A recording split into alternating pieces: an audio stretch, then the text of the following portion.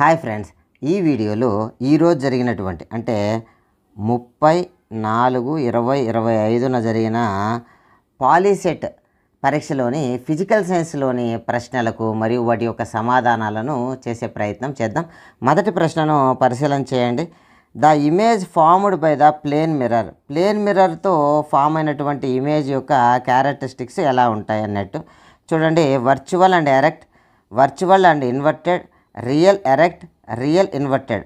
చూడండి, ప్లేన్ మిర్రర్తో ఏర్పడిన దాని లక్షణాలు ఎలా ఉంటాయంటే వర్చువల్ అండ్ ఎరెక్ట్ అనమాట. తెర మీద పట్టలేము, నిలువుగా ఉండేది నిలువుగానే ఏర్పడుతుంది. కాబట్టి option 1 is the correct answer. మరి నెక్స్ట్ క్వశ్చన్ మనం పరిశీలన చేద్దాం. The distance between pole and the principal focus of the spherical mirror is called. చూడండి, ఇక్కడ ఏమడుగుతున్నారంటే ఒక స్పెరికల్ మిర్రర్ని ఇది మనం తీసుకున్నాం, కాన్కేవ్ మిర్రర్ తీసుకున్నాం. ఇక్కడ పోల్కి ఈ భాగాన్ని పోల్ అని అంటాం, మరియు ఫోకస్కి ప్రిన్సిపాల్ ఫోకస్కి మధ్య ఉండే డిస్టెన్స్నే మనము ఫోకల్ లెంత్ అంటాం, ఫోకల్ లెంత్ అని అంటాం. సో కరెక్ట్ ఆన్సర్ ఏంటి అంటే focal length, option 3 is the correct answer. ఇది సెట్ ఏకి సంబంధించినటువంటి ప్రశ్నలు అనమాట.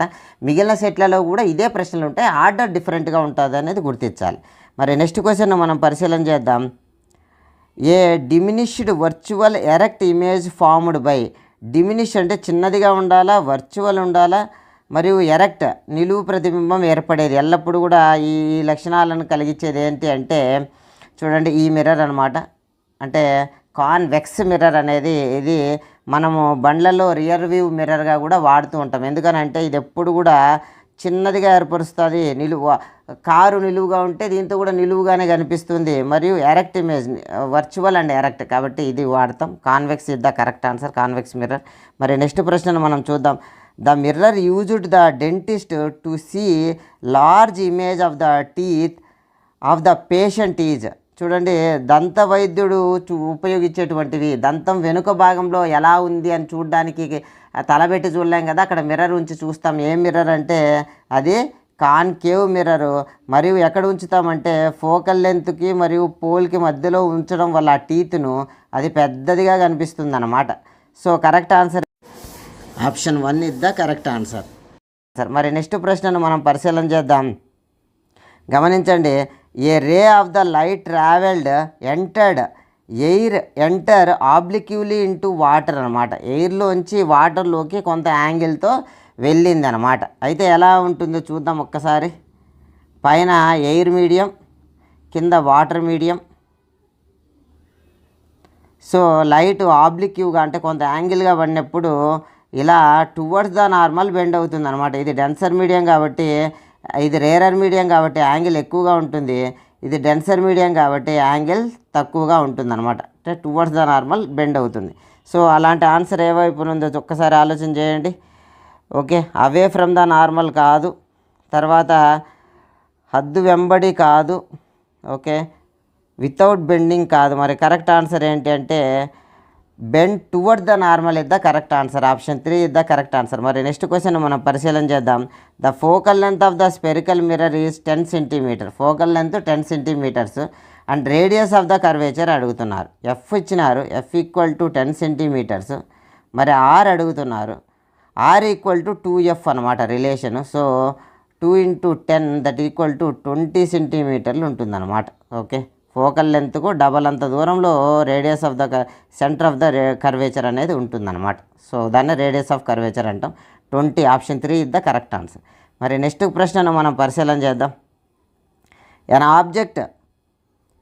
Object placed between the principal focus అంటే ఫోకస్ కాడ, సెంటర్ ఆఫ్ కర్వేచర్ సెంటర్ కాడ of A convex lens image is formed. Okay, ఎక్కడెక్కడ ఏ లెన్స్ అన్నారు, ఇక్కడ కాన్వెక్స్ లెన్స్ అనమాట. కాన్వెక్స్ లెన్స్ని తీసుకున్నారు.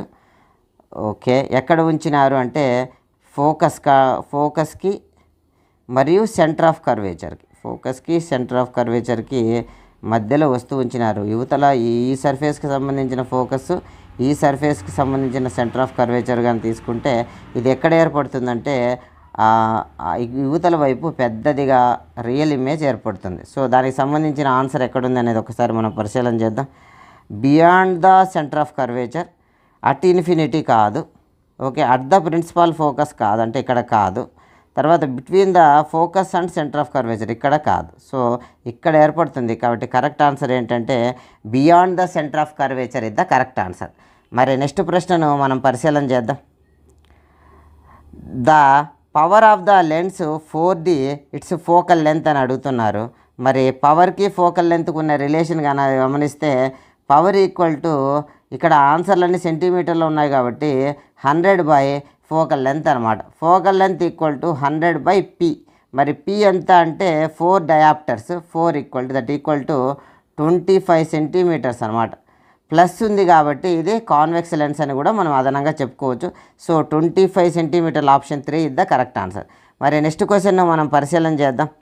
If the height of the image equal to height of the object, image యొక్క height object యొక్క height సమానం near the spherical lens, okay, magnification ఎంత అని అడుగుతున్నారు. Magnification m is equal to height of the image by height of the object. Height of the image ఎంతనో height of the object కూడా అంతే. కాబట్టి ఒకదాన్ని ఒకటి క్యాన్సల్ వెళ్ళి మనకు 1 ఇస్ ద ఆన్సర్ అవుతుంది. So 1 is the answer, equal to 1, option 3 is the correct answer.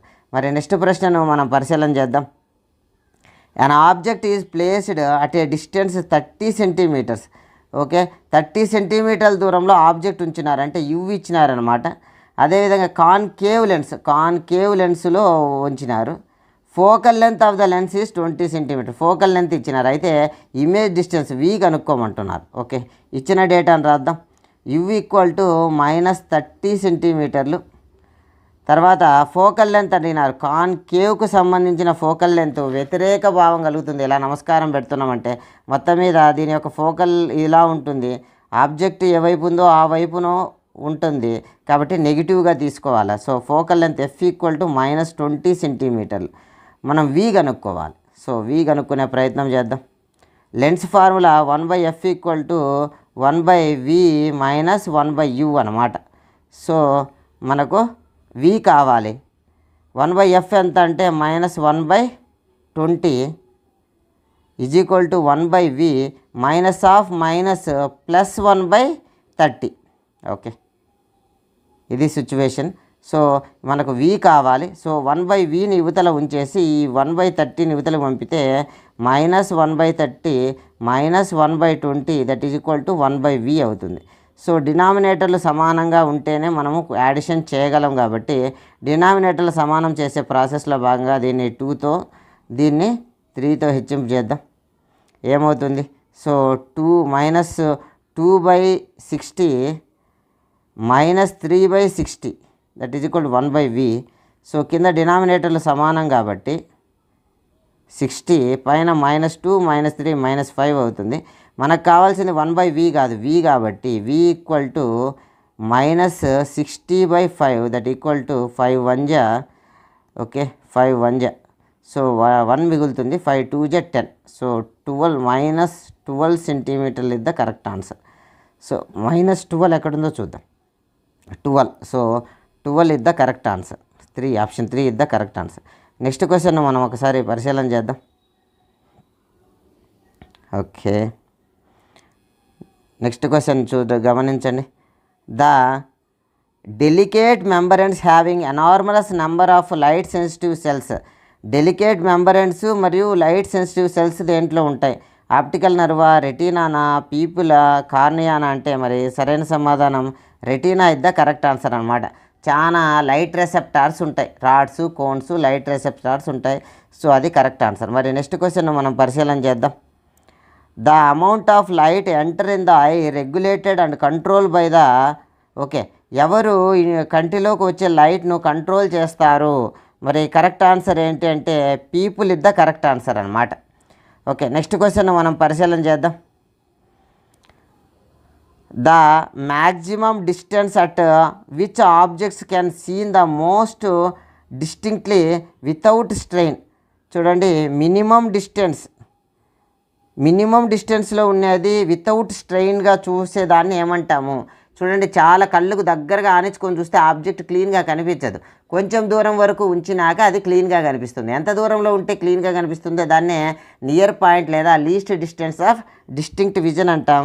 మరి సరైన సమాధానం near point of the I అని అంటాం అన్నమాట. మరి నెక్స్ట్ క్వశ్చన్ మనం పరిశీలన చేద్దాం. గమనించండి, a person can see distant object clearly, దూరంగా ఉన్నట్టు బాగా చక్కగా చూడగలుగుతున్నాడంట. But cannot see near object, దగ్గర ఉన్నట్టు చూడలేకున్నాడంట. ఆయనకున్న ప్రాబ్లం ఏంటి అని అడుగుతున్నారు. ఆయనకున్న ప్రాబ్లం ఏంటంటే hypermetropia is the correct answer. దూరంటి కనిపించి దగ్గట్టు కనిపించకపోతే హైపర్ మెట్రోపియా అంటాం, దగ్గట్టు కనిపించి దూరంటి కనపడకపోతే మయోపియా అంటాం. రెండిటి కాంబినేషన్ ఉంటే ప్రెస్ బయోపియా అని అంటాం అన్నమాట. అదే కంటిలో తెల్ల పొరలు వస్తే దాన్ని క్యాటరాక్ట్ అంటాం. నెక్స్ట్ క్వశ్చన్ మనం పరిశీలన చేద్దాం. The defect myopia can be corrected by. Defected myopia అంటే వాళ్ళకు ఐ ఎలా ఉంటుందో ఒక్కసారి గమనిస్తే, వాళ్ళ ఐబాల్ ఇలా ఉంటే వాళ్ళ కంటిలోకి వచ్చే లైట్ అనేది రెటీనా కన్నా ముందుగానే ఫోకస్ అవుతుంది. అలా ముందుగా ఫోకస్ కాకుండా కొంత డైవర్జ్ చేసి లైట్ని ఇలా పంపాలి. ఇలా వచ్చే లైట్ను ఇలా పంపితే అప్పుడు కన్నులోంచి అది రెటీనా మీద ఫోకస్ కాగలుగుతుంది. సో కాబట్టి concave lens is the correct answer. Concave lens ఎక్కడుంది? Option 2 65 option 2 is the correct answer. మరి నెక్స్ట్ క్వశ్చన్ మనం పరిశీలన చేద్దాం. The band of coloured components of the light beam is also called. Band of coloured దాన్ని ఏమంటాము అని అంటే spectrum అంటాం అనమాట. స్పెక్ట్రమ్ అంటే 7 కలర్స్ యొక్క కాంబినేషన్, ఆ డిఫరెంట్ కలర్ కాంపోనెంట్స్ యొక్క బ్యాండ్ని మనం స్పెక్ట్రమ్ అంటాం అనమాట. మరి నెక్స్ట్ క్వశ్చన్ మనం పరిశీలన చేద్దాం. The formation of rainbow in the sky involved. రెయిన్బోలో ఇన్వాల్వ్ అయినటువంటి విషయాలు ఏంటి అంటే, ఇది ఒక రెయిన్ డ్రాప్లెట్ అని అనుకుంటే వైట్ లైట్ అనేది రెయిన్ డ్రాప్లోకి వెళ్తుంది. ఇక్కడ 7 కలర్స్గా లైట్ అనేది స్ప్లిట్ అవుతుంది. ఇలా స్ప్లిట్ అవ్వడాన్ని మనం డిస్పర్షన్ అంటాం. తర్వాత లైట్ బెండ్ కూడా అవుతుంది, కాబట్టి ఇక్కడ డిస్పర్షన్ జరుగుతుంది మరియు రిఫ్రాక్షన్ కూడా జరుగుతుంది. ఓకే, మరియు ఇక్కడ టోటల్ ఇంటర్నల్ రిఫ్లెక్షన్ జరుగుతుంది. సో ఇలా టోటల్ ఇంటర్నల్ రిఫ్లెక్షన్ జరిగిన తర్వాత లైట్ మళ్ళీ తిరిగి రిఫ్రాక్షన్ జరుగుతుంది. రిఫ్రాక్షన్. సో ఓవరాల్గా డిస్పర్షను, టోటల్ ఇంటర్నల్ రిఫ్లెక్షను, రిఫ్రాక్షన్ అనే ఆప్షన్ ఎక్కడుందో ఒకసారి పరిశీలన చేస్తే అలాంటి ఆప్షన్ ఎక్కడా లేదు. బట్ కొంతలో కొంత కన్సిడరబుల్ ఆన్సర్ ఏంటి అంటే డిస్పర్షన్. మొదట డిస్పర్షన్ జరుగుతుంది, టోటల్ ఇంటర్నల్ రిఫ్లెక్షన్ జరుగుతుంది, తర్వాత రిఫ్రాక్షన్ అని ఉంటే కరెక్ట్గా ఉండేది. So considerable answer option 4 is the correct answer అనమాట. మరి నెక్స్ట్ క్వశ్చన్ మనం పరిశీలన చేద్దాం. Advanced sunrise and delayed sunset due to. మనకు 2 నిమిషాలు ముందుగానే వాస్తవమైన సన్ రైజ్ కన్నా 2 నిమిషాలు ముందుగానే సన్ రైజ్ అయినట్టు ఆల్రెడీ సన్ సెట్ అయిపోయిన 2 మినిట్స్ వరకు కనిపిస్తాడు. దానికి కారణం ఏంటి అంటే అట్మాస్ఫియర్లో జరిగే refraction. Option 1 is the correct answer అనమాట. ఓకే, నెక్స్ట్ క్వశ్చన్ మనం పరిశీలన చేద్దాం. The blue colour of clear sky is due to. Clear sky blue కలర్లో కనిపించడానికి గల కారణం ఏంటి? Dispersion of light, refraction of light, scattering of light, reflection of light. అంటే మరి సరైన సమాధానం స్కాటరింగ్ ఆఫ్ లైట్ అన్నమాట. లైటు ఆక్సిజను, నైట్రోజన్ లాంటి మాలిక్యూల్స్తో ఇంట్రాక్షన్ జరిగి white light, blue colour light ఇంకా అంతకన్నా తక్కువ వేవ్ లెంత్ ఉన్న లైట్లన్నీ కూడా స్కాటర్ అంటే వెదజల్లబడతాయి, మిగిలిన లైటు కిందకి చేరుతాయి. సో ఆ వెదజల్లబడడం వల్ల ఆ మాలిక్యూల్స్ అనేటి ఈ బ్లూ కలర్గా అపియర్ అవుతాయి. అవి ఒక స్కాటరింగ్ సెంటర్ లాగా బిహేవ్ చేసి ఓవరాల్గా మనకు కింద నుంచి చూసే వాళ్ళకు స్కై అనేది బ్లూ కలర్లో కనిపిస్తుంది. ఆ ఆటమ్స్ యొక్క సైజ్ అనేది బ్లూ కలర్ స్కాటర్ అవ్వడానికి సూటబుల్గా ఉంటుంది, కాబట్టి ఆ స్కై అనేది బ్లూ కలర్లో కనిపిస్తుంది. ఓవరాల్గా స్కాటరింగ్ ఆఫ్ ద లైట్ అనేది correct answer. Next question. If the speed of light of the glass 2 × 10⁸ m/s and speed of the light in air 3 × 10⁸ m/s, the refractive index of glass with respect to air అని అడుగుతున్నారు. గమనించండి, ఇక్కడ speeds ఇవ్వడం జరిగింది. So refractive ఇండెక్స్కి స్పీడ్కు inversely proportional ఉంటుంది. ఇక్కడ refractive index of glass with respect to air అంటే NGA అడిగినారనమాట. Refractive index of glass with respect to air NG/NA అనమాట.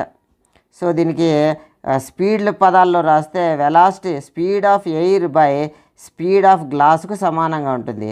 స్పీడ్ ఆఫ్ ఎయిర్ ఎంత అని అంటే 3 × 10⁸ m/s. స్పీడ్ ఇన్ గ్లాస్ వచ్చి లైట్ 2 × 10⁸ m/s, 2 m/s కాబట్టి units cancel పోతాయి. 3/2 యొక్క వాల్యూ వచ్చి 1.5 అనమాట. Okay, so correct answer 1.5 with the correct answer. మరి నెక్స్ట్ ప్రశ్నను మనం పరిశీలన చేద్దాం. A continuous and closed path of the electric current is called. Continuous మరియు క్లోజ్డ్ పాత్ ఉన్న ఎలక్ట్రికల్ని ఏమంటాము అంటే ఎలక్ట్రికల్ ఛార్జ్ అంటామా, కండక్షన్ అంటామా, పొటెన్షియల్ అంటామా, ఎలక్ట్రికల్ సర్క్యూట్ అంటామంటే ఇట్లా కంటిన్యూగా ఉన్నదాన్ని ఎలక్ట్రికల్ సర్క్యూట్ అంటాం. Option 4 is the correct answer. మరి నెక్స్ట్ క్వశ్చన్ మనం పరిశీలన చేద్దాం. If a net charge Q flow across the cross section of conductor in time T then current I through the cross section is. Okay, మరి current cross section గుండా వెళ్ళడాన్ని ఏమవుతుంది అంటే I is equal to Q by T అనమాట. So correct answer option 1 is the correct answer. Okay, next question మనం పరిశీలన చేద్దాం. 1 coulomb is equivalent to charge contains near by. ఒక కూలుంబ్ ఛార్జ్లో ఓకే ఎన్ని ఎలక్ట్రాన్లు ఉంటాయి, నెంబర్ ఆఫ్ ఎలక్ట్రాన్స్ ఎన్ని అని అడుగుతున్నారు. ఓకే, ఒక్కసారి చూసే ప్రయత్నం చేద్దాం. 1 కూలుంబ్ ఛార్జ్ అంటే ఎంత అంటే 1 coulomb equal to 1.6 into 10 to the power. Okay, 1 ఎలక్ట్రాన్కి ఎంత ఛార్జ్ అంటే 1.6 into 10 to the power of -19 coulombs. మరి 1 కూలుంబ్ ఈక్వల్ టు ఏమవుతుంది అంటే okay electrons by 1.6 into 10 power -19 అవుతుంది. సింప్లిఫై చేస్తే 1 coulomb equal to 6.25 into 10 to the power of 18 ఎలక్ట్రాన్స్కి సమానం అవుతుంది. So 1 coulomb equal to 1.25 into 10 power 18 electrons. Option 3 is the correct answer. మరి next క్వశ్చన్ను మనం పరిశీలన చేద్దాం. గమనించండి. Work done to move unit charge from 1 point to another point and electric circuit is called. ఒక electrical సర్క్యూట్లో ఒక పాయింట్ నుంచి ఇంకో పాయింట్కి ఇలా మూవ్ చేయడానికి చేయాల్సిన పనినే, ఛార్జ్ మీద మూవ్ చేయడానికి చేయాల్సిన పనినే మనం ఏమంటామంటే పొటెన్షియల్ డిఫరెన్స్ అని అంటాం అనమాట. So option 1 is the correct answer. మరి నెక్స్ట్ క్వశ్చన్ మనం పరిశీలన చేద్దాం. SI unit of electrical potential difference. Potential డిఫరెన్స్కు ఎస్ఐ యూనిట్ ఏంటి అని అడుగుతున్నారు. సరైన సమాధానం volt is the correct answer. Watt అనేది పవర్కి యూనిట్, ఆంపియర్ అనేది కరెంట్కి యూనిట్, ఓమ్ అనేది రెసిస్టెన్స్కి యూనిట్, వోల్ట్ అనేది పొటెన్షియల్ డిఫరెన్స్కి యూనిట్. సో నెక్స్ట్ క్వశ్చన్ మనం పరిశీలన చేద్దాం. The device used to measure the electric current in A circuit is called. Electrical కరెంటును మెజర్ చేయడానికి యూజ్ చేసేటువంటి డివైజ్ ఏంటి అని అడుగుతున్నారు. మరి సరైన సమాధానం వచ్చి ammeter is the correct answer. Current కొలవడానికి అమ్మీటర్ వాడతాము, పొటెన్షియల్ డిఫరెన్స్ కొలవడానికి వోల్ట్ మీటర్ వాడతాము, రెసిస్టెన్స్ ఓకే రెసిస్టర్ ఓకే అవన్నీ కాదు, అది మీటర్ ఏం కాదు. నెక్స్ట్ క్వశ్చన్ చూద్దాం. ఇన్ యాన్ ఎలక్ట్రికల్ సర్క్యూట్, ఒక ఎలక్ట్రికల్ సర్క్యూట్లో 3 రెసిస్టర్స్ ఓకే 3 రెసిస్టెన్స్లు ఉన్నాయి. ఆ 3 కూడా ఎలా కనెక్ట్ అయ్యాయంటే సిరీస్లో కనెక్ట్ అయ్యిండే across 60 volt battery then current flowing in the circuit అని అడుగుతున్నారు. ఓకే, ఆ 3 కూడా సిరీస్లో కనెక్ట్ అయ్యిండే అంటే రిజల్టెంట్ రెసిస్టెన్స్ ఎంత అంటే R equal to R1 + R2 + R3. ఈ 3 యాడ్ చేస్తే ఓకే 2 15 అది ఒక 15 మొత్తం 30 ohms అవుతుంది. వోల్టేజ్ ఎంత అంటే సర్క్యూట్లో 60 volts అనమాట.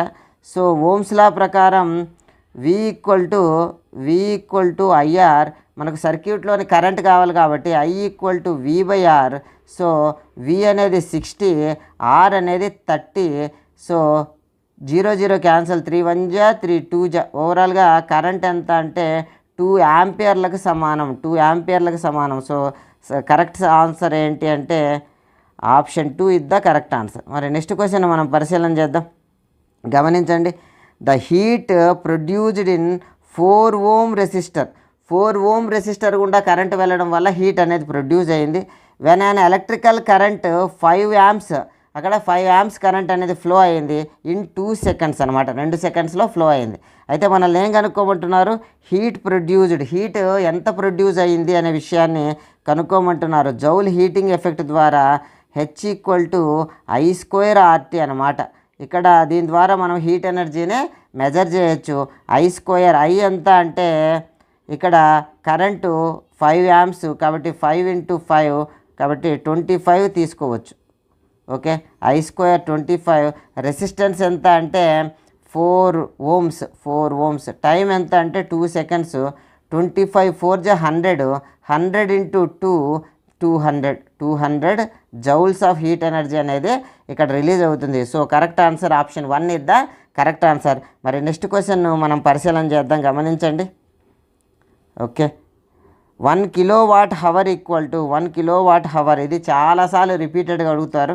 సో కరెక్ట్ ఆన్సర్ ఏంటి అంటే 3.6 × 10⁶. మరి ఎలా వచ్చింది కూడా ఒక్కసారి 1 కిలోవాట్ హవర్, కిలో అంటే 1000, వాట్ అంటే జౌల్ బై సెకను, హవర్ అంటే 3600 సెకండ్స్. సెకండ్ క్యాన్సల్, 36 ఇంటూ ఇక్కడ 3 సున్నాలు ఇక్కడ 2 సున్నాలు 10⁵ అవుతుంది. సో దీన్ని కరెక్ట్ ఫార్మేట్లో రాస్తే 3.6 × 10⁶ joules is the correct answer. Option 4 is the correct answer. మరి నెక్స్ట్ క్వశ్చన్ మనం పరిశీలన చేద్దాం. ఓకే, గమనించండి. Next question, the power of electrical motor takes 5 amp electrical current from 220 volts transmission line. Okay, ఇక్కడ power కనుక్కోమంటున్నారు. ఏమేమి ఇచ్చినారు అని అంటే కరెంట్ ఇచ్చినారు, వోల్టేజ్ ఇచ్చినారు. So power P = VI, voltage 220 volts, current ఎంత అంటే 5 amps. సో మల్టిప్లై చేస్తే గమనించండి, 0 5 2 10, 5 2 10 ఒకటి 11. సో 1100 వాట్లు. So option 4 is the correct answer. మరి నెక్స్ట్ క్వశ్చన్ మనం పరిశీలన చేద్దాం.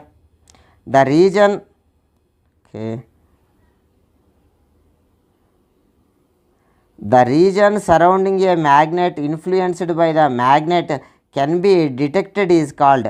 ఓకే, అయస్కాంతం చుట్టూ ఉండే అయస్కాంత ప్రభావాన్ని తెలియజేసేటువంటి దాన్ని ఏమంటాం, ఆ భౌతిక రాశిని ఏమంటాం, తెలియజేసే భౌతిక రాశిని ఏమంటాము అని అడుగుతున్నారు. సో చుట్టూ ఉండే ప్రభావాన్ని అయితే మ్యాగ్నెటిక్ ఫీల్డ్ అంటాం, దాన్ని తెలియజేసేదాన్ని ఫీల్డ్ స్ట్రెంగ్త్ అంటారు. ఓకే, ఆ ఫిజికల్ క్వాంటిటీ. సో ఆ ఫిజికల్ క్వాంటిటీ అని అడుగుతున్నారు కాబట్టి field strength is the correct answer. Okay okay, magnet చుట్టూ ఉండేదైతే ఫీల్డ్. సో బట్ అయితే ఇక్కడ ఇన్ఫ్లుయెన్స్ ఏరియా మాత్రమే కాకుండా దాన్ని దేంతో డిటెక్ట్ చేస్తారు అనేది కూడా అడుగుతున్నారు కాబట్టి field pole strength is the correct answer. మరి నెక్స్ట్ క్వశ్చన్ మనం పరిశీలన చేద్దాం. ఏమైనా మార్పు ఉంటే ఫస్ట్ కామెంట్లో చూద్దాం. ఓకే, నెక్స్ట్ క్వశ్చన్ చూద్దాం. If the electrical current through copper wire increase the magnetic field produce at a given point. Okay, ఇక్కడ ఒక ఎలక్ట్రికల్ కరెంట్ అనేది వెళ్తుంది ఒక కాపర్ వైర్ గుండా. అయితే ఒకవేళ కరెంట్ అనేది ఇంక్రీజ్ అయితే మ్యాగ్నెటిక్ ఫీల్డ్ ఏమవుతుంది అని అడుగుతున్నారు. ఓకే, ఇక్కడ చూస్తే కరెంట్ వెళ్తూ ఉంటే ఆంపియర్ రైట్ హ్యాండ్ రూల్ ప్రకారం మన తంబు కరెంట్ వెళ్ళే డైరెక్షన్లో ఉంచితే ఫింగర్లు కర్ల్ అయ్యే డైరెక్షన్లో మ్యాగ్నెటిక్ ఫీల్డ్ ఉంటుంది, అవి కాన్సెంట్రిక్ సర్కిల్గా ఉంటుందని మనం నేర్చుకున్నాం. కరెంట్ ఇంక్రీజ్ అయ్యే కొద్దీ కరెంట్ క్వాంటిటీ కనుక పెరిగితే సేమ్ ప్లేస్లో, ఈ ప్లేస్లో ఇంతకుముందు ఉన్న దానికన్నా కరెంట్ పెరిగినప్పుడు ఉన్నటువంటి సేమ్ పాయింట్లో కరెంట్ తక్కువ ఉన్నప్పుడు కరెంట్ ఎక్కువ ఉన్నప్పుడు కనుక గమనిస్తే కరెంట్ ఎక్కువ ఉన్నప్పుడు ఇక్కడ మ్యాగ్నెటిక్ ఫీల్డ్ ఎక్కువగా ఉండడాన్ని మనం అబ్జర్వ్ చేయొచ్చు. సో మ్యాగ్నెటిక్ ఫీల్డ్ ఏమవుతుందంటే increase is the correct answer. మరి నెక్స్ట్ క్వశ్చన్ మనం పరిశీలన చేద్దాం. The magnetic field at all points inside the solenoid current carrying. Okay, ఒక సొలినాయిడ్ అనేది ఒక స్ప్రింగు, అందులోపల మ్యాగ్నెటిక్ ఫీల్డ్ ఎలా ఉంటుందంటే యూనిఫామ్గా ఉంటుంది. So option 2 is the correct answer. మరి నెక్స్ట్ క్వశ్చన్ మనం పరిశీలన చేద్దాం. The direction of force on the current carrying conductor of magnetic field is given by. చూడండి, ఇక్కడ డైరెక్షన్ ఆఫ్ ద ఫోర్స్, ఒక కరెంట్ క్యారియింగ్ కండక్టర్ అనేది ఎక్స్టర్నల్ మ్యాగ్నెటిక్ ఫీల్డ్లో ఉంది. అయితే దాని డైరెక్షన్ చెప్పేది ఎవరు అని అంటే ఇట్లా already current carrying wire itself act as a magnet. ఇది ఎక్స్టర్నల్గా ఇంకొక మ్యాగ్నెట్ కాడ ఉంచితే దాని మీద ఒక ఎక్స్టర్నల్ ఫోర్స్ అప్లై అవుతుంది. ఆ ఫోర్స్ వల్ల అది మూవ్ అవుతుంది. దాని యొక్క డైరెక్షన్ చెప్పడానికి ఫ్లెమింగ్ లెఫ్ట్ హ్యాండ్ రూల్ అనమాట. 3 కూడా మనం ఒకదానికొకటి పర్పెండికులర్గా ఉంచుకోవాలా. సెంట్రల్ ఫింగర్ అనేది కరెంటును, 4 ఫింగర్ మ్యాగ్నెటిక్ ఫీల్డ్ను, థంబ్ అనేది ఆ కండక్టర్ మీద పనిచేసే ఫోర్సును తెలియజేస్తుంది. సో కరెక్ట్ ఆన్సర్ ఏంటంటే Fleming left hand rule is the correct answer. మరి నెక్స్ట్ క్వశ్చన్ మనం పరిశీలన చేద్దాం. The magnetic field produced by the current carrying loop strongest. ఒక కరెంట్ క్యారియింగ్ లూప్ ఉందనుకోండి, ఇలా అక్కడ మ్యాగ్నెటిక్ ఫీల్డ్ ఇలా ఉంటుంది, ప్రతి ప్లేస్లో ఇలా ఉంటుంది. సో అన్నిటికన్నా స్ట్రాంగెస్ట్ పాయింట్ ఏంటంటే మిడిల్ పాయింట్లో మ్యాగ్నెటిక్ ఫీల్డ్ అనేది ఎక్కువ ఫోర్స్ఫుల్ లైన్స్ ఉంటాయి. So center of the loop అనేది బలంగా ఉంటుంది. Strongest point center of the loop is the correct answer. మరి నెక్స్ట్ క్వశ్చన్ మనం పరిశీలన చేద్దాం. In an electrical circuit the device used the prevent the damage electrical appliance due to overload. Overload కారణంగా మనకు ఇబ్బంది జరగకుండా ఉండడం కోసం ఏం వాడతాము అంటే కరెక్ట్ ఆన్సర్ వచ్చి ఫ్యూజ్ వాడతాం అన్నమాట. మన ఇంట్లోకి లైవ్ వైరు మరియు ఒక ఎర్త్ న్యూట్రల్ వైరు వస్తూ ఉంటాయి. సో మనము 20 amps మించి వాడే పరిస్థితి వచ్చినప్పుడు ఫ్యూజ్ గుండానే మొత్తం కరెంట్ రావడం వల్ల దీని మెల్టింగ్ పాయింట్ బాగా తక్కువగా ఉంటుంది. సో పరిమితికి మించి వస్తానే ఇది బ్రేక్ అయ్యి ఈ సర్క్యూట్ ఓపెన్ అయిపోయి లోపల ఉన్న ఎలక్ట్రికల్ అప్లయన్స్ అన్నీ కూడా మనకు కాపాడబడతాయి. So correct answer electrical fuse is the correct answer. మరి నెక్స్ట్ క్వశ్చన్ మనం పరిశీలన చేద్దాం. చూడండి, which of the following is not an alloy. కింది వాన్లో అల్లాయ్ కానిది ఏంది అంటున్నారు. ఇక్కడ కాన్స్టెంటన్ అనేది మనకు ఏమనే కాపరు నికెల్ యొక్క మిక్చర్ లాగా ఉంటుంది. మ్యాంగనీన్ అనేది కాపరు మ్యాంగనీసు నికెల్ యొక్క మిక్చర్ లాగా ఉంటుంది. నిక్రోమ్ అనేది నికెల్ క్రోమియము మ్యాంగనీసు మరియు ఐరన్ కలిసి ఉంటాయి. సో ఇనుము అనేది సింగిల్గా ఉంటుంది, ఐరన్ అనేది. So option 4 is the correct answer. మరి నెక్స్ట్ క్వశ్చన్ మనం పరిశీలన చేద్దాం. ఐడెంటిఫై ద రాంగ్ స్టేట్మెంట్ అంటున్నారు. తప్పుగా గుర్తించదాన్ని magnetic field lines closed curves. అవును, మ్యాగ్నెటిక్ ఫీల్డ్ లైన్స్ అనేది ఒక క్లోజ్డ్ కర్వ్స్ అనేది కరెక్ట్ సార్. Okay, correct. మనదైతే తప్పు గుర్తుపడతామన్నారు. Inside the magnet the direction of field lines from north to south.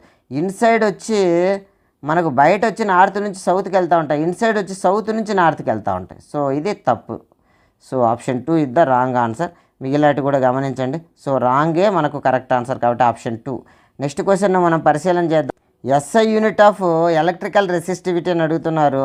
రో ఈజ్ ఈక్వల్ టు RA/L అనమాట. ఓకే, రోకి రెసిస్టెన్స్కి ఓములు, metre square by metre. So metre square metre cancel, ohm into metre, ohm metre is the correct answer. So option 1 is the correct answer. మరి next question మనం పరిశీలన చేద్దాం. Which of the following is an insulator. కింద వాళ్ళలో insulator ఏంటి అంటే conductor కాంది ఏంటి, కాపరా, సిల్వరా, అల్యూమినియం అంటే all metals are good conductors. Rubber అనేది ఇన్సులేటర్, దీని గుండా కరెంటు పాస్ అవ్వదు అంత ఈజీగా, చాలా ఎక్కువ పొటెన్షియల్ డిఫరెన్స్ ఇస్తే కానీ జరగదు. So it's consider as a very bad conductor or insulator అనమాట. మరి కెమిస్ట్రీకి సంబంధించిన ప్రశ్నలకు ఆన్సర్ చేసే ప్రయత్నం చేద్దాం. What is the product formed when magnesium ribbon burn in oxygen. Magnesium ribbon ఆక్సిజన్తో బర్న్ చేస్తే ఏమవుతుంది? మెగ్నీషియం అనేది ఆక్సిజన్తో రియాక్ట్ అయితే మెగ్నీషియం ఆక్సైడ్ బూడిద వస్తుంది అన్నమాట, బూడిద వస్తుంది. So correct answer magnesium oxide. Option 2 is the correct answer. మరి నెక్స్ట్ క్వశ్చన్ మనం పరిశీలన చేద్దాం. What is the law of conservation of mass. Law of conservation of mass అంటే మాస్ క్రియేట్ కాదు, డెస్ట్రాయ్ కాదనమాట ఏదైనా ఒక రియాక్షన్లో. సో అట్లాంటి ఆప్షన్ ఎక్కడుందో ఒకసారి పరిశీలన చేయండి. Mass can neither be created not destroy in a chemical reaction. Option 4 is the correct answer. మరి నెక్స్ట్ క్వశ్చన్ మనం పరిశీలన చేద్దాం. What is the significance of physical states in a chemical equation. మనం ఒక కెమికల్ ఈక్వేషన్ కింద రాస్తే అది solid స్టేట్లో ఉందా, లిక్విడ్గా ఉందా, గ్యాస్గా ఉందా, ఇట్లా మనం రాస్తూ ఉంటాం కదా. మరి దాని యొక్క సిగ్నిఫికెన్స్ ఏంటి అంటే ఆ పదార్థాలకు సంబంధించి to provide information about the physical form of సబ్స్టెన్సా, to show the mass of the రియాక్టెన్సా కాదు, to balance the equation more యాక్యురేట్లీనా కాదు, to indicate the catalyst used in the reaction. Okay, so మరి కరెక్ట్ ఆన్సర్ ఏంటి అంటే వాటి యొక్క ఫిజికల్ స్టేట్స్, ఫిజికల్ ఫామ్స్ను మనం చూపిస్తామన్నమాట, అది సిగ్నిఫికెన్స్. నెక్స్ట్ క్వశ్చన్ మనం చూద్దాం. What is the product form when slaked lime react with carbon dioxide during the white washing. సున్నం వేయడంలో కింద వాటిలో ఏది మనకు రియాక్షన్ జరుగుతుంది, ఏం ఏర్పడుతుంది అంటున్నారు. స్లాక్డ్ లైమ్ అంటే కాల్షియం హైడ్రాక్సైడ్ అనమాట. సున్నం, తడి సున్నం తీసుకుంటాం, అది కార్బన్ డైఆక్సైడ్తో రియాక్ట్ అయ్యి మనకు CaCO3 కాల్షియం కార్బోనేటు మరియు వాటర్ ఫామ్ అవుతాయి. ఈ వాటర్ గాల్లో కలిసిపోయి ఇది నిలబడుతుంది, ఇది వైట్ కలర్లో ఏర్పడుతుంది. So option 2 is the correct answer. ఇదే మార్బుల్స్ ఏర్పడడంలో కూడా ఇదే ఉంటుందన్నమాట. మరి నెక్స్ట్ క్వశ్చన్ మనం పరిశీలన చేద్దాం. Why does the iron nail become brownish when dipped the copper sulphate. Copper సల్ఫేట్లో డిప్ చేసినప్పుడు బ్రౌనిష్గా ఎందుకు మారుతుంది అంటే ఇక్కడ గమనిస్తే ఓకే, కాపర్ కన్నా ఐరన్కు రియాక్టివిటీ ఎక్కువ కాపర్ కన్నా, కాబట్టి మనం డిప్ చేసినప్పుడు ఏం జరుగుతుందంటే ఈ కాపర్ని డిస్ప్లేస్ చేసి దీని మీద కాపర్ లేయర్ ఏర్పడుతుంది, కింద దిక్కు ఐరన్ సల్ఫేట్ ఏర్పడుతుంది అనమాట. దీని మీద కాపర్ అనే లేయర్ ఏర్పడుతుంది. సో చూద్దాం అట్లాంటి ఆప్షన్ ఎక్కడుందో. Copper get deposited on the nail. Okay, iron react with oxygen. మరి కరెక్ట్ ఆన్సర్ ఏంటి అంటే సో డిపాజిట్ అవుతుంది. Option 1 is the correct answer. మరి నెక్స్ట్ క్వశ్చన్ మనం పరిశీలన చేద్దాం. What cause the corrosion of iron. Iron corrosion చెందడంలో కాజ్ ఏంటి అని అడుగుతున్నారు. సో మనము 3 టెస్ట్ ట్యూబుల యొక్క రియాక్షన్ చాలాసార్లు ల్యాబ్ యాక్టివిటీ నేర్చుకుంటాం. ఏం నేర్చుకున్నాం అక్కడ? గాలి మరియు తేమ అవసరం, అంటే గాలి అంటే ఆక్సిజన్, మాయిశ్చర్ అవసరం. So option 2 is the correct answer. మరి నెక్స్ట్ క్వశ్చన్ పరిశీలన చేద్దాం. What is the process called fat and oils oxidized their smell taste change. వాటి యొక్క స్మెల్, ఫ్యాట్, ఆయిల్ వాటి యొక్క స్మెల్ చేంజ్ అయ్యే ప్రాసెస్ని ఏమంటాము? సో మరి కరెక్ట్ ఆన్సర్ ఏంటంటే ర్యాన్సిడిటీ. ఇవి మెటల్స్ అయితే దాన్ని కరోషన్ అంటాం, కంబషన్ మండడం, ఆక్సిడేషన్ కాదు. Rancidity is the correct answer. Next question మనం పరిశీలన చేద్దాం. If someone in your family suffering from the acidity so over eating, which of the following would you suggest the remedy. మీ ఇంట్లో ఎవరైనా అసిడిటీతో ఎక్కువ తినడం వల్ల అసిడిటీ వచ్చింది, వాళ్ళకి ఏం సజెషన్ ఇస్తామంటే యాసిడ్ పొట్టలో పెరిగింది, దాన్ని తగ్గించాలి. సో అలా తగ్గించాలి అంటే వాళ్ళకు ఒక బేస్, ఎడిబుల్ బేస్, తినదగిన బేస్ ఇవ్వాలి. అలాంటి బేస్ ఏంటంటే బేకింగ్ సోడా యొక్క సొల్యూషన్ అనమాట. ఇంట్లో దొరికే బేకింగ్ సోడా లేదా సోడియం హైడ్రోజన్ కార్బొనేట్ అని అంటాం అనమాట. దాన్ని నీళ్ళలో కలిపిస్తే మేలు జరుగుతుంది. Next, which of the following can be used as olfactory indicator. Olfactory indicator అంటే యాసిడ్తో ఒక రకమైన స్మెల్, బేస్తో ఒక రకమైన స్మెల్, మొత్తం మీద స్మెల్ డిపెండెన్సీ ఉన్నటువంటి ఇండికేటర్లను ఓల్ ఫ్యాక్టరీ ఇండికేటర్లు అని అంటాం. మరి సరైన సమాధానం ఏంటి చూస్తే ఇక్కడ టర్మరిక్ అనేది కాదు ఈ ఆప్షన్లో, దానివల్ల అది సరిపోలే. రెడ్ క్యాబేజ్ కాదు కలర్ బట్టి, ఇక్కడ టర్మరిక్ కాదు, లిట్మస్ కాదు. సో అన్ని ఆప్షన్స్ సెట్ అయ్యేది వచ్చి vanilla essence, onion, clove oil. Option 4 is the correct answer. మరి నెక్స్ట్ క్వశ్చన్ మనం పరిశీలన చేద్దాం. Phenolphthalein is used as indicator in the reaction between. Phenolphthalein ఏ దాళ్ళ మధ్య తేడాను గుర్తించడంలో ఇండికేటర్గా వాడతాము అంటే ఈ ఫీనాఫ్థలిన్ బేస్తో పింక్ కలర్ ఇస్తుంది బ్యూటిఫుల్గా, యాసిడ్తో కలర్ ఇవ్వదు. మనం ఆ టైట్రేషన్ చేసేటప్పుడు ఒకదాని కలరు ఎప్పుడు అది కరెక్ట్గా యాసిడ్ నుంచి బేస్గా మారుతుంది, ఆ కలర్ని గుర్తుపడడానికి వాడతాము. కాబట్టి యాసిడ్ బేస్ అనేది సరైన సమాధానం అన్నమాట. మరి నెక్స్ట్ క్వశ్చన్ మనం పరిశీలన చేద్దాం. Which of the following is synthetic indicator. Synthetic indicator అంటే ఆర్టిఫిషియల్ అనమాట. సో టర్మరిక్ న్యాచురల్, లిట్మస్ అనేది లైకెన్ అనే మొక్క నుంచి వస్తుంది న్యాచురల్, రెడ్ క్యాబేజ్ న్యాచురల్. మరి ఆర్టిఫిషియల్ ఏంటంటే మిథైల్ ఆరెంజ్ అనేది ఆర్టిఫిషియల్ ఇండికేటరు. ఇది యాసిడ్తో రెడ్ కలరు, బేస్తో ఎల్లో కలర్ ఇస్తుంది, యాక్చువల్లీ అది ఆరెంజ్ కలర్లో ఉంటుందన్నమాట. మరి నెక్స్ట్ క్వశ్చన్ మనం పరిశీలన చేద్దాం. Why do acidic solution conduct electricity. ఎందుకు అసిడిక్ సొల్యూషను ఎలక్ట్రిసిటీని కండక్ట్ చేయగలుగుతాయి అని అంటే అందులో హైడ్రోనియం అయాన్స్ ఫామ్ అవుతాయి, H+ లేదా హైడ్రోనియం అయాన్స్ ఉంటాయి అన్నమాట, అందుకని. సో అలాంటి రిలవెన్సీ ఉన్న ఆన్సర్ ఒకసారి చూద్దాం. అయాన్స్ ఉంటాయి. So option 3 is the correct answer. మరి నెక్స్ట్ క్వశ్చన్ మనం పరిశీలన చేద్దాం. Tooth decay began with pH of mouth drops below. ఎంతకన్నా తగ్గితే దాన్ని టూత్ డీకే స్టార్ట్ అవుతుంది అంటే కరెక్ట్ ఆన్సర్ 5.5 అనమాట. 5.6 కన్నా తగ్గితే యాసిడ్ రైన్ అంటాం, 5.5 కన్నా తగ్గితే టూత్ డీకే స్టార్ట్ అవుతుంది. మరి నెక్స్ట్ క్వశ్చన్ మనం పరిశీలన చేద్దాం. What chemical is responsible for the pain cause bee sting. Bee అనేది తేనెటీగ అనేది కుడితే ఆ నొప్పికి కారణం ఏంటి అంటే అది మనలోకి మిథనోయిక్ యాసిడ్ని ఇంజెక్ట్ చేయడం వల్ల మనకు ఆ నొప్పి అనేది వస్తుందన్నమాట. నెక్స్ట్ క్వశ్చన్ మనం పరిశీలన చేద్దాం. What is the chemical formula of plaster of Paris. Of అని ఉంది కదా, కాబట్టి ఫార్ములాలో కూడా ఆఫ్ అన్నట్టుగా గుర్తుపెట్టుకోవచ్చు. So correct answer calcium sulphate hemihydrate లేదా CaSO4 ½ H2O is the correct answer. మరి నెక్స్ట్ క్వశ్చన్ మనం పరిశీలన చేద్దాం. Which property of the metal describe their shiny surface. Shiny surface ఉంటాయి మెటల్స్కు అని డిస్క్రైబ్ చేసే నేచర్ ఏంటి? మ్యాలియబిలిటీ అంటే షీట్స్గా సాగదొరుకుతాం. డక్టిలిటీ అంటే వైర్లుగా ఉంటుంది. సో లస్టర్ అనేది మెరుపు గుణం, కండక్టివిటీ అంటే కండక్షన్ చేస్తుంది. కరెక్ట్ ఆన్సర్ వచ్చి మెటాలిక్ లస్టర్ లేదా లస్టర్ అనేది షైనీ సర్ఫేస్ని ఇండికేట్ చేస్తుంది. మరి నెక్స్ట్ క్వశ్చన్ మనం పరిశీలన చేద్దాం. Why are cooking vessels made up of metals like copper and aluminium? ఎందుకని మనం వండుకునే పాత్రలను కాపరు అల్యూమినియంతో చేస్తాము? మరి సరైన సమాధానం బికాజ్ మ్యాలియబుల్, రేకులుగా తీస్తాం, షైనింగ్ ఉంటుంది, మరి శబ్దం వస్తాయి, గుడ్ కండక్టర్స్ ఆఫ్ హీట్. మరి సరైన సమాధానం అవి మంచి కండక్టర్లు కాబట్టి మనకు తక్కువ ఫ్యూయల్తోనే త్వరగా ఆహార పదార్థాలు ఉడుకుతాయన్నమాట. So option 4 is the correct answer. మరి నెక్స్ట్ క్వశ్చన్ మనం పరిశీలన చేద్దాం. Why are metals like potassium and sodium stored in kerosene? ఎందుకని ఈ పొటాషియంను, సోడియం లాంటి హై రియాక్టివిటీ ఉన్నవి కిరోసిన్తో ఉంచుతామంటే ఇవి వాటర్తో చాలా విగరస్గా రియాక్ట్ అవుతాయి. సో కాబట్టి మనం ఇక్కడ కరెక్ట్ ఆన్సర్ని గుర్తించే ప్రయత్నం చేద్దాం. To prevent the accidental fire అనమాట. అది బయటికి తీసినప్పుడు గాల్లో తేమ ఉంటుంది, ఆక్సిజన్ ఉంటుంది, వీటితో రియాక్ట్ అయ్యి చాలా విగరస్గా రియాక్ట్ అయ్యి ఫైర్ యాక్సిడెంట్లు ఏర్పడేదానికి ఛాన్స్ ఉంది. కాబట్టి దీన్ని అవాయిడ్ చేయడం కోసం మనం చేస్తాం. So to prevent accidental fire due to the vigorous reaction with the oxygen is the correct answer. మరి నెక్స్ట్ క్వశ్చన్ మనం పరిశీలన చేద్దాం.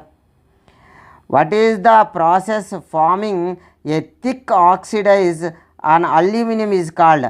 అల్యూమినియాన్ని కాస్త వేడి చేస్తానే అల్యూమినియం మీద ఒక థిక్ లేయర్ ఫామ్ అయ్యి ఫర్దర్గా అది డ్యామేజ్ కాకుండా చూస్తుంది. దాన్ని ఆ ప్రాసెస్ని ఏమంటామంటే కరెక్ట్ ఆన్సర్ యానోడైజింగ్ అంటాం అన్నమాట. అదే ఐరన్ పైన జింక్ కన పూత పూస్తే దాన్ని గాల్వనైజేషన్ అంటాం. కరెంటుని పంపించి విడగొడితే ఎలక్ట్రోలైసిస్, ఎలక్ట్రిసిటీని పంపించి లైసిస్ అంటే విడగొట్టడం. వాటర్లోకి పంపించినాం, హైడ్రోజన్ ఆక్సిజన్గా విడగొట్టినాం, దాన్ని ఎలక్ట్రోలైసిస్ అంటాం. ఆక్సిడేషన్, ఆక్సిజన్ జత చేస్తే దాన్ని ఆక్సిడేషన్ అంటాం. So anyway correct answer anodising is the correct answer. మరి నెక్స్ట్ క్వశ్చన్ మనం పరిశీలన చేద్దాం. What happen when zinc is added to the solution of iron sulphate? Okay, zinc అనేది ఐరన్ సల్ఫేట్కి కానీ యాడ్ అయితే ఏం జరుగుతుందంటే జింక్ యొక్క రియాక్టివిటీ ఐరన్ కన్నా ఎక్కువ కాబట్టి దాన్ని అదే డిస్ప్లేస్ చేయగలుగుతుంది. సో జింక్ సల్ఫేట్ మరియు ఐరన్గా ఫామ్ అవుతుంది. సో కరెక్ట్ ఆన్సర్ ఎక్కడుందో ఒకసారి మనం చూద్దాం. Okay, zinc displaced iron form zinc sulphate is the correct answer. So option 4 is the correct answer. మరి నెక్స్ట్ క్వశ్చన్ మనం పరిశీలన చేద్దాం. What type of bond is formed when a metal transfer of electrons to a non metal? చూడండి, ఇక్కడ transfer of electrons అనే మాట వస్తే చాలు మనం ఏమని గుర్తించాలంటే అది అయానిక్ బాండ్ అని. ఉదాహరణకి సోడియం ఉంది, సోడియము క్లోరిన్కి ఎలక్ట్రాన్ ఇచ్చి ట్రాన్స్ఫర్ అయ్యి Na+Cl- అనే ఒక ఎలక్ట్రోస్టాటిక్ బాండ్ లేదా అయానిక్ బాండ్ అనేది ఫామ్ చేసుకుంటాయి. అదే షేరింగ్ ఆఫ్ ద ఎలక్ట్రాన్స్ అయితే covalent bond, transfer of the electrons అయితే అయానిక్ బాండ్ ఫామ్ అవుతుంది అనేది మనం గుర్తించాలి. మరి నెక్స్ట్ క్వశ్చన్ మనం గుర్తిద్దాం. What is the name of the process when carbonate ore convert to oxide by heating limited ఎయిర్లో కానీ వేడి చేస్తే ఆ ప్రాసెస్ని ఏమంటామంటే క్యాల్సిలేషన్ అంటాం. అదే ఎక్సెస్ ఆఫ్ ఎయిర్తో కానీ హీట్ చేస్తే దాన్ని రోస్టింగ్ అంటాం. So option 1 is the correct answer. మరి నెక్స్ట్ క్వశ్చన్ మనం పరిశీలన చేద్దాం. Which of the following is an ore of mercury? దేన్ని ఓర్ ఆఫ్ మెర్క్యూరీ అంటామంటే కరెక్ట్ ఆన్సర్ సిన్నాబార్ అనమాట. హెచ్జిఎస్ను సిన్నాబార్ అంటాం. Galena PbS, bauxite aluminium oxide, hematite iron అనమాట, ఐరన్కి సంబంధించి. సో కరెక్ట్ ఆన్సర్ మెర్క్యూరీకి సంబంధించింది కాబట్టి cinnabar is the correct answer. మరి నెక్స్ట్ క్వశ్చన్ మనం పరిశీలన చేద్దాం. What kind of bond exist molecule in nitrogen మధ్య ఎన్ని బాండ్స్ ఉంటాయంటే 3 బాండ్స్ ఉంటాయి. So triple bond is the correct answer. మరి నెక్స్ట్ క్వశ్చన్ మనం పరిశీలన చేద్దాం. What makes the graphite a good conductor of electricity? ఏ కారణం చేత గ్రాఫైట్ అనేది గుడ్ కండక్టర్గా ఉంది, అదే డైమండ్ అయితే లేదు? కారణం ఏంటంటే ఈ గ్రాఫైట్లో లేయర్డ్ స్ట్రక్చర్ ఉంటుంది, ఒకదానికొకటి దూరంగా ఉంటాయన్నమాట. అలా దూరంగా ఇది ఒక లేయర్ ఏర్పడితే దాని కింద కొంత దూరంలో కొన్ని యాంగ్స్ట్రామ్ యూనిట్ల దూరంలో నెక్స్ట్ లేయర్ ఉండడం వల్ల ఇది ఫ్రీ ఎలక్ట్రాన్స్ ఉండి ఎలక్ట్రిసిటీని పాస్ చేయగలుగుతుంది. సో ఇది ఒక మినహాయింపు. యాక్చువల్లీ గ్రాఫైట్ అనేది కార్బన్ యొక్క రూపం. కార్బన్ అనేది ఒక నాన్ మెటల్ జనరల్గా ఎలక్ట్రిసిటీని కండక్ట్ చేయవు, బట్ గ్రాఫైట్ ఫామ్లో ఎలక్ట్రిసిటీని కండక్ట్ చేయగలుగుతుంది. దానికి కారణం ఇదనమాట. మరి నెక్స్ట్ క్వశ్చన్ మనం పరిశీలన చేద్దాం. What property allow the carbon to form large molecules by bonding it self. Large molecules ఏర్పడడంలో ఉపయోగపడేటువంటి దాని యొక్క నేచర్ ఏంటి అంటే క్యాటినేషన్. సో శృంఖల ధర్మం అనేది దానికి కారణం అనమాట. మరి నెక్స్ట్ క్వశ్చన్ మనం పరిశీలన చేద్దాం. Compounds with the same molecular formula but different structure. Same molecular formula ఉండి డిఫరెంట్ స్ట్రక్చర్ ఉంటే దాన్ని ఏమంటామంటే ఐసోమర్స్ అని అంటాం. దాన్నే ఐసోమర్స్ అంటాం. మరి నెక్స్ట్ క్వశ్చన్ మనం పరిశీలన చేద్దాం. Okay, which series contain compounds differ CH2 different ఉన్నటువంటి ఆ సిరీస్ని ఏమంటామంటే హోమోలోగస్ సిరీస్ అంటాం. ఉదాహరణకి ఆల్కేన్లు తీసుకుంటే CH4, తర్వాత C2 డబల్ చేసి 2 కూడాలి, C2H4, C2H6, తర్వాత C3 డబల్ చేసి 2 కూడాలి, 6 + 2 8. సో ఇది ఒక ఆల్కేన్ల యొక్క మీథేన్, ఈథేన్, ప్రొపేన్, ఇది ఒక హోమోలోగస్ సిరీస్ అనమాట. ఆ విధంగా CH2 గ్యాప్ ఉంటుంది. మరి నెక్స్ట్ క్వశ్చన్ చూద్దాం. Which functional group present in carboxylic acid. Carboxylic యాసిడ్ని రిప్రజెంట్ చేసేటువంటి ఫంక్షనల్ గ్రూప్ ఏంటంటే COOH అనమాట. ఇది ఆల్డిహైడ్, ఇది కీటోన్, ఇది ఆల్కహాల్. మరి కార్బాక్సిలిక్ యాసిడ్ వచ్చి COOH option 2 is the correct answer. మరి లాస్ట్ అండ్ ఫైనల్ క్వశ్చన్ చూద్దాం. Which substance can oxidise ethanol to ethanoic acid. ఇథనాల్ను ఇథనోయిక్ యాసిడ్గా మార్చేటువంటి ఆక్సిడైజింగ్ ఏజెంట్ ఏంటి అంటే 2 ఉన్నాయి. ఇక్కడ ఉన్న వాటిలో ఒకటి ఆల్కలైన్ పొటాషియం పర్మాంగనేట్ కానీ పొటాషియం డైక్రోమేట్ని కానీ వాడి మనం చేస్తూ ఉంటాం. So option 1 is the correct answer. మరి ఓకే, ఇక్కడితో ఈ వీడియో ఇంతటితో సమాప్తం. మరిన్ని మంచి వీడియోల కోసం మన ఛానల్ని తప్పకుండా సబ్స్క్రైబ్ చేయగలరు. Thank you. 1 and